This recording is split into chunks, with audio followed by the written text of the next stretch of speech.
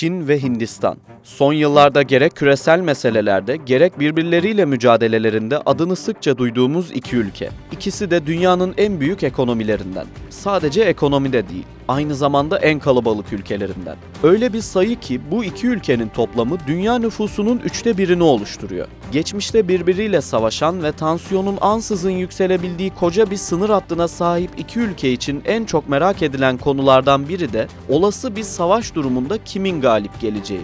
Ordular serimizin bu bölümünde ejderha olarak bilinen Çin'le fil lakabıyla tanınan Hindistan'ın askeri gücünü ele aldık.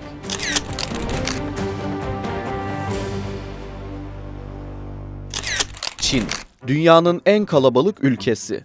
Bir yandan da koca bir yerkürenin üretim üssü. Tabii böyle bir ülkenin çıkarlarını koruyabilmesi kolay değil. Pekin'in askeri harcamalara bakışını bu yönden düşünmek gerek. 2023-2024 yılları için Çin'in savunma için ayırdığı bütçe tamı tamına 229 milyar dolar. Dünyanın pek çok ülkesinin kasasındaki paradan çok daha fazla bir meblağ. Karşıda ise dünyanın en büyük 5. ekonomisi olan Hindistan var. Onlar da askeri harcamalara 74 milyar dolara yakın bir bütçe ayırdı. Bu rakam Çin'e kıyasla elbette az. Ancak ülke ekonomisinin %13'ü olduğu gerçeğinden yola çıkarsak aslında pek de azımsanmayacak bir bütçe olduğu net. Hindistan gayri safi milli hasılasına göre savunmaya en çok bütçe ayıran 4. ülke konumunda. Listede lider şüphesiz Amerika. Çin ise 2. sırada geliyor. Aslında Çin ve Hindistan'ın askeri harcamalardaki yol haritası kimi zaman kesişse de birbirinden farklı kulvarlarda ilerliyor. Çin askeri bütçesinin büyük kısmını yeni silahlar geliştirmeye ve üretmeye ayırıyor. Ülkenin sahip olduğu askeri sistemlerin büyük çoğunluğu kendi üretimi. Sınırlı miktarda ithal silah sistemleri de yok değil. Hindistan ise yüzünü batıya dönmeye çalışıyor. Cephenin bu tarafında batılı silah sistemleri de Sovyet imzalı ürünleri de görmek mümkün. Bu noktada eldeki sistem ve platformlarla ilgili önemli bir detayı es geçmemek gerek. Hindistan geçmişte ne NATO ne de Varşova Paktı üyesi olmadığı için elindeki ithal silah sistemlerinin çoğunluğunu kabiliyetleri azaltılmış ihraç versiyonları oluşturuyor. Çin'le Hindistan'ı ordular üzerinden kıyaslarken aşama aşama gidelim ve her kuvveti kendi içinde ele alalım istiyoruz. Video boyunca aslında sizinle bir liste tutmuş olacağız. Listenin ilk sırasında kara sistemleri var. Kara sistemleri denince hemen herkesin aklına ilk önce tanklar geliyor. Hint kara kuvvetlerinin bu yükünü büyük oranda Rus T-72 ve T-90 tankları çekiyor. T-72 tankının Hindistan için üretilmiş versiyonu T-72 Ajaya olarak adlandırılıyor. Onun modernize edilmiş versiyonu olan T-72 Ajaya Mk2 tankları. Hindistan'ın envanterinde bu tanklardan 2410 adet bulunuyor. Elbette T-72 tankları kara kuvvetlerinin vurucu gücünü oluşturmuyor. Ellerinde nispeten daha modern T-90 Bishma tanklarından 2078 adet bulunuyor. Ayrıca 464 adet yeni tank için de sözleşme imzalanmış durumda. Hindistan'ın tüm tankları bunlardan ibaret değil. Ülkenin milli imkanlarıyla geliştirilen Arjun projesi de var. Bayağı bir zaman alan bu tanklardan 126 adet halihazırda üretildi. Hindistan ordusunun bu tanklardan 118 adet daha sipariş ettiğini biliyoruz. Burada bir parantez açalım ve platform kadar önemli bir başka meseleye kısaca değinelim. Çin Halk Cumhuriyeti'nin kara kuvvetleri ise neredeyse tamamen yerli sistemlerle öne çıkıyor. Elbette bunun çok ciddi avantajları da var. Örneğin Çinliler kendi askerlerini bizzat kendi ürettikleri sistemlerle eğitiyor, donatıyor ve tüm stratejiyi buna göre kuruyor. Üretilen her ekipman en ince ayrıntısına kadar Çin ordusu tarafından biliniyor. Tabii bu noktada madalyonun bir de lojistik yüzü var. Ukrayna-Rusya arasında yaşananlar bir yanda savaş sürerken diğer yanda üretime devam edebilmenin nedenle hayati olduğunu gösterdi. Çin bu noktada çok güçlü. Fabrikalar çalıştığı sürece sahaya platform, yedek parça ve mühimmat gönderebilecek gibi duruyorlar. Üretim kısmında tamamen bağımsız oldukları için herhangi bir ambargo riski de taşımıyorlar. Gelelim Çin ordusunun tanklarına. Type 99 ve Type 96 tankları envanterin omurgasını oluşturuyor. Bu tankların en büyük sıkıntısı eski Sovyet tasarımlarından geliştirilmiş olması. Örneğin Type 96 tankları Sovyet T-55 tankları üzerinden geliştirildi. Bu tankın ilk jenerasyonu olan Type 59, Irak'a satılmış ve Körfez Savaşı'nda son derece kötü bir performans sergilemişti. Hemen hepsi kolayca imha edildi. Sonrasında oradaki eksiklikler de gözetilerek yeni jenerasyonları geliştirildi. Çin'in 2500 adet Type 96 tankı var. Sovyet T-72 tankı üzerinden geliştirilen Type 99'dansa 1300 tane mevcut. Bu tankların yanı sıra eski jenerasyon 900 adet tank daha bulunduğunu hatırlatalım. Tanklar 1. Dünya Savaşı ile sahneye çıksa da asıl sükseyi 2. Dünya Savaşı'nda yaptı. Binlerce tankın savaştığı devasa muharebeler halen akıllarda. Ancak bu savaşların büyük çoğunluğunun düz ovalarda yapıldığı gerçeğini unutmamak gerek. Bildiğiniz üzere Çin ve Hindistan sınırını Himalaya dağları oluşturuyor. Böylesine zorlu bir bölgede savaşabilmek için hem özel eğitimli birliklere hem de özel askeri ekipmanlara ihtiyaç duyuluyor. Haliyle tankların burada tek başına yeterli olmayacağı sır değil. Çin özellikle dağlık alanlarda ve çamurlu arazilerde görev yapabilmek için Type 15 tankını geliştirdi. 33 tonluk ağırlığında ve 105 mm çapında top ateşleyebiliyor. 1000 beygirlik motoruyla yüksek bir ağırlık güç oranına sahip. Bu terimi ilk defa duyduysanız ağırlık güç oranındaki artışın hareket kabiliyeti ve çevikliği ile doğru orantılı olduğunu söyleyelim. Tank ayrıca yüksek rakımlı dağlarda oksijen kıtlığı yaşamadan motor çalıştırabilsin diye oksijen jeneratörüyle donatıldı. Kağıt üzerinde son derece güzel görünen bu tanktan şimdiye kadar yaklaşık 500 adet envantere alındı. İşin bir de anti-tank mühimmatları var. Çin son yıllarda kısaca ATGM dediğimiz anti-tank güdümlü mermilerine önemli bir yatırım yaptı. Pekin, Amerika üretimi FGM-146 Javelin füzesinin neredeyse aynısını HJ-12 ismiyle üretmeyi başardı. Çin'in Type 15 hafif tanklarını HJ-12 füzeleriyle donatılmış piyadelerle desteklemeyi düşündüğü biliniyor. Hindistan cephesinde ise durum biraz daha farklı. Farklı tedarikçilerden çok sayıda anti-tank mühimmatı almış durumdalar. Uzun süre Javelin'le ilgilendiler ama sonra direksiyonu İsrail'e kırdılar. Hintliler halihazırda MPATGM ve NAG ismini verdikleri milli çözümler için de bir hayli sıkı çalışıyor. Ancak bu iki ürün de test aşamasında ve dolayısıyla henüz envantere girmedi. Listenizin bir sonraki maddesi zırhlı muharebe araçları. İki ülkenin cephaneliği de bu alanda özgün sistemlerle dolu. Hindistan zırhlı muharebe aracı olarak BMP-2'nin kendisi için geliştirilen varyantını kullanıyor. Sarat ismi verilen bu zırhlı araçtan 2500 adedi envanterde. Çin tarafında ise durum pek farklı değil. Her ne kadar zırhlı muharebe araçları özgün üretimler de olsa ağırlıklı olarak Sovyet ve Rus teknolojisi içeriyor. Çin farklı modellerde paletli ve tekerlekli 8000'in üzerinde zırhlı muharebe aracına sahip. Topçu sistemlerinde de Çin'in daha özgün bir yol haritası olduğunu söylemek mümkün. Hindistan bu alanda da daha çok batılı ülkelerden ve İsrail'den tedarik edilen sistemlerle ilerliyor. Aslında Hintliler her ne kadar yakın bir geçmişe kadar Sovyet döneminden kalma 130 mm toplara sahip olsa da son yıllarda Batı standardı olarak bilinen 155 mm toplara geçtikleri görülüyor. Maddeler halinde ilerlemeye devam ediyoruz. Sıradaki durağımız asker sayıları. İki ülkeyi askeri anlamda kıyaslarken çok temel bir soru gelir akla. Kaç askerleri var? Hindistan 1,4 milyon askerden oluşan kara gücüyle adından söz ettiriyor. Ayrıca 960 bin askerlik bir yedek güçleri de var. Ülkede zorunlu askerlik için anayasal düzenlemeler olsa da Hint ordusu tamamen gönüllülerden oluşan profesyonel bir ordu. Bu noktada Hint kökenli askerlerin İngiliz ordusunda da uzun yıllar görev yaptığını ve çok değerli tecrübeleri olduğunu unutmamak gerek. Çin ordusu ise insan gücü açısından Hindistan'a oranla daha mütevazi bir görüntü veriyor. Yaklaşık 975 bin personelden oluşan ordunun bel kemiğini zorunlu askerlik yapan vatandaşlar oluşturuyor. Ülkede askerlik hizmeti 2 yıl. Bu süreyi tamamlayan gençler lise diplomasına sahipse ve belirli branşlarda uzmanlaşmışsa uzman erbaş ve astsubay olabiliyor. Ayrıca askeri okul seçmelerine katılıp subay olma hakları da var. Haliyle Çin profesyonel orduyla vatandaş asker birlikteliğinden oluşan melez bir yapıya sahip. Bu noktada bir parantez açalım. İki ülkenin askeri harcamalarından bahsetmiştik. Bu rakamlar bize aslında Hindistan'ın harcamalarında aslan payının personel giderleri olduğunu göstermesi adına değerli. Asker sayılarını da geride bıraktığımıza göre iki ülkeyi yerlilik üzerinden değerlendirdiğimiz yeni maddemize geçebiliriz. Çin'in günümüzde askeri sistemler anlamında tam bağımsız bir rota izleme hedefinden bahsetmiştik.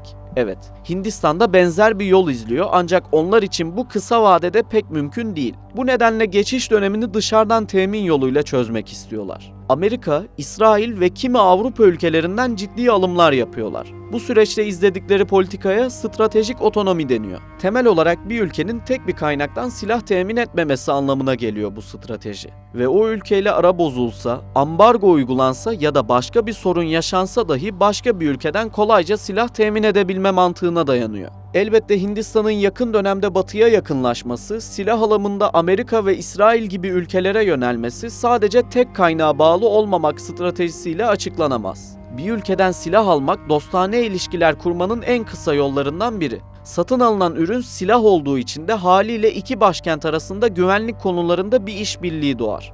Hindistan, Quad Alliance ismi verilen dörtlü ittifakın bir parçası.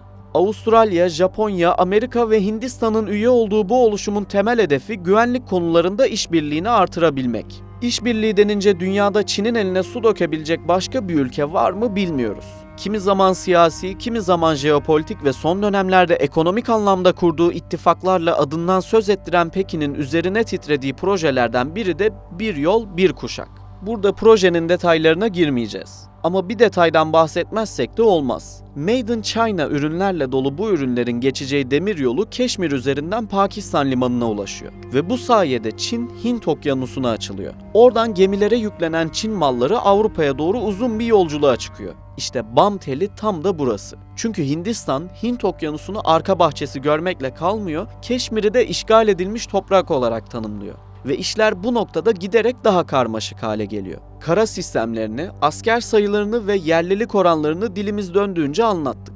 Şimdi sırada denizler var. Çin mi yoksa Hindistan mı deniz kuvvetleri açısından daha güçlü sorusuna birlikte yanıt arayalım. Sonda söyleyeceğimizi başta diyelim. Çin bu alanda Hindistan'ın bir hayli önünde bulunuyor. Çin donanması 680 gemi ve 198 hava aracıyla adından söz ettiriyor. Aslına bakarsanız Hindistan donanması da öyle pek mütevazi değil. Onların da toplamda 102 parça gemileri var. Hindistan'ın gelecek dönemde Çin'e rakip olabilmek için donanmasını neredeyse 2 katına çıkarma planları yaptığını biliyoruz. Önümüzdeki 10 yılı kapsayacak bir plan çerçevesinde 175 gemiden oluşan bir donanma kurmayı hedefliyorlar. Çin, günümüzdeki donanmasını çok büyük oranda kendi tasarladığı ve inşa ettiği gemilerle oluşturdu. Envanterlerinde az sayıda eski Sovyet gemisi de var. Bunların en önemlileri şüphesiz ki Kuznetsov sınıfı 2 uçak gemisi. Çin zaman içinde uçak gemilerini de yerleştirdi. Bunun ilk örneği Type 3 Fujian uçak gemisi. Bu gemi hakkında detaylı bir video hazırlamıştık. Dilerseniz göz gezdirebilirsiniz. Çin, uçak gemileri haricinde 4 adet helikopter güverteli çıkarma gemisine ve 12 adet çoklu amfibi gemiye sahip. Pekin'in donanma listesinde 54 adet destroyer sınıfı gemi de göze çarpıyor. Bu gemiler Çin donanmasının açık denizlerdeki esas vurucu gücünü oluşturuyor. Destroyerlerden sonra 58 adet fırkateyn sınıfı gemi dikkat çekiyor. Fırkateynleri sayıları 75'i bulan korvetler takip ediyor. Çin'in donanma stratejisini katmanlar halinde düşünürsek en dış halkada destroyerler görev yapıyor. En iç halkada ise korvetler var. En içteki katmanda sadece korvetler yok. Burası denizcilik tabiriyle kahverengi sular olarak adlandırılıyor. Sizin de tahmin ettiğiniz üzere ülkenin en yakın ve sığ suları bu katmanda bulunuyor.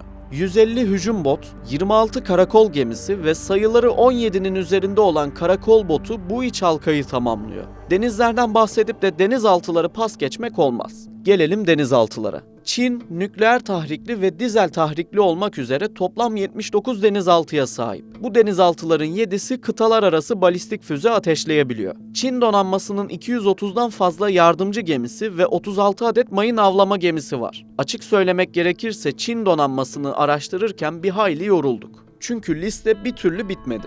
Bunca platformun işleyebilmesi için haliyle çok ciddi bir insan gücüne de ihtiyaç duyuluyor. Çin donanması için 252 binden fazla denizci görev alıyor. Hindistan'da Çin gibi 2 uçak gemisine sahip.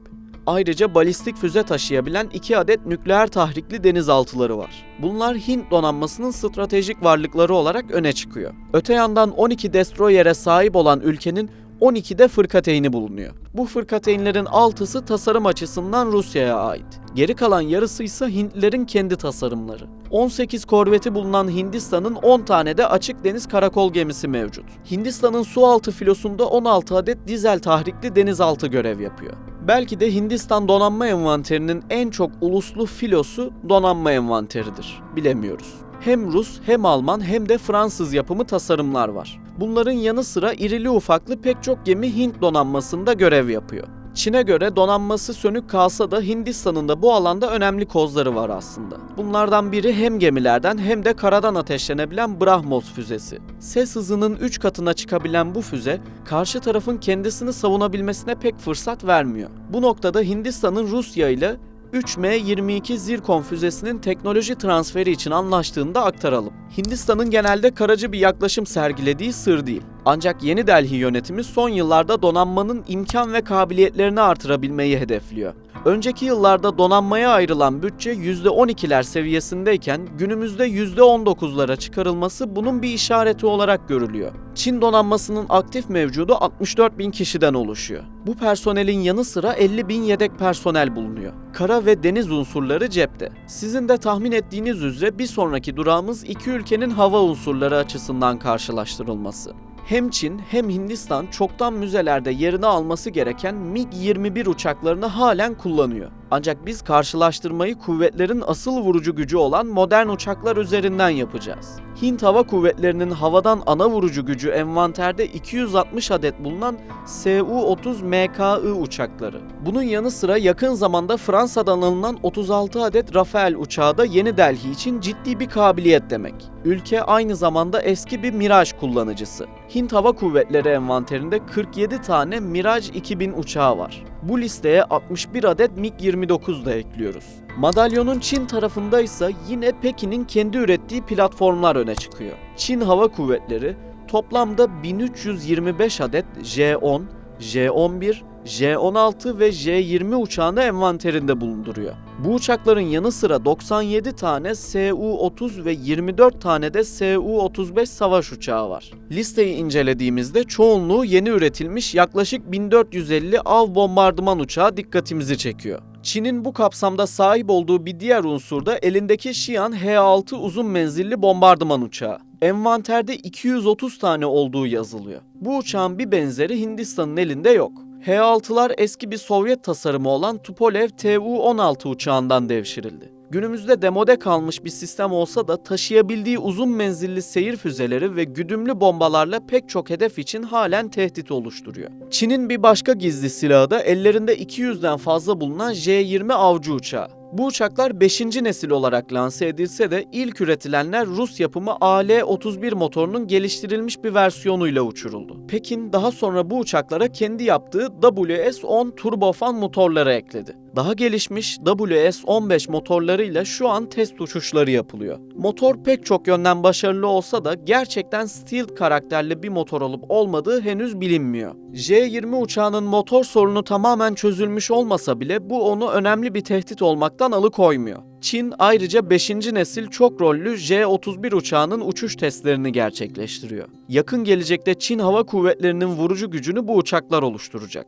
Hindistan'ın Çin J-20'lerine karşı koyabileceği herhangi bir uçağı yok. Onlar halen HAL amca adı verilen bir proje için çalışmalara devam ediyor. Kısa bir hatırlatma yapalım. Hindistan'ın yerli uçağı Tejas'ı geliştirmesi ve hava kuvvetlerine teslim etmesi 30 yılı bulmuştu. Tüm bunları alt alta eklediğimizde Çin hem sayı hem de modernlik yönünden Hindistan'ın havada bir hayli önünde görünüyor. Çin Hava Kuvvetleri'nin 400.000 personeli olduğu yazılıyor. Hindistan Hava Kuvvetleri'nin ise 170.000 aktif, 140.000 yedek personeli bulunuyor. Son olarak helikopterler için de kısa bir parantez açıp videomuzu bitirelim. Çin bu alanda neredeyse tamamen bağımsız. Hindistan ise motor konusunda Fransa ile yaptığı işbirliğine güveniyor. Pekin hem hafif hem ağır sınıf helikopterleri kendisi üretebiliyor. Hindistan hafif sınıf saldırı helikopteri Halprakhand'dan 19 adet hizmete alabildi. Ağır sınıf saldırı helikopteri konusunda Amerikan yapımı AH-64 helikopterlerine bel bağlamış durumdalar. Bu helikopterden Hint ordusunda 28 tane bulunuyor. Çin'de 208 adet Z-10 hafif saldırı helikopteri hizmette. Ayrıca 200'e yakın Z-19 saldırı helikopteri de görev başında. Videonun başında Çin'in bir ejderha ve Hindistan'ın ise fil olduğundan bahsetmiştik. İki ülkenin ordularını kıyasladığımızda bu hayvanların aslında ne kadar doğru bir temsil olduğunu görüyoruz. Hindistan tıpkı önüne gelen her şeyi ezip geçen bir file benziyor. Uzun yıllar aslan payı kara kuvvetlerine gitti. İyi eğitimli ve muharebe görmüş bir orduları var. Sınır çatışmaları ve terörle mücadele operasyonları sayesinde pişmiş durumdalar. Bazı analistler dünyanın çatısı olarak nitelendirilen Himalaya dağlarında gerçekleşecek bir savaşta Hintlilerin galip geleceğine inanıyor. Bu arada neden dağda savaşsınlar ki dediğinizi duyar gibiyim. Aslında mesele bir dönem bağımsızlığı ilan eden Tibet'in Çin tarafından işgal edilmesiyle başlıyor. Tibetli lider Dalai Lama Hindistan'a iltica edince Hindistan ve Çin arasındaki gerginlik 1962'de savaşa dönüşüyor. Bu savaşın büyük bir bölümü rakımı 4000 metrenin üzerinde olan dağlarda gerçekleşiyor. Bu olayla birlikte sınır hattı daha da karmaşık bir hal alıyor ve o günden bu yana tansiyon pek düşmüyor. Çin ise Batı mitolojisindeki kanatlı ejderha motifine oldukça benziyor.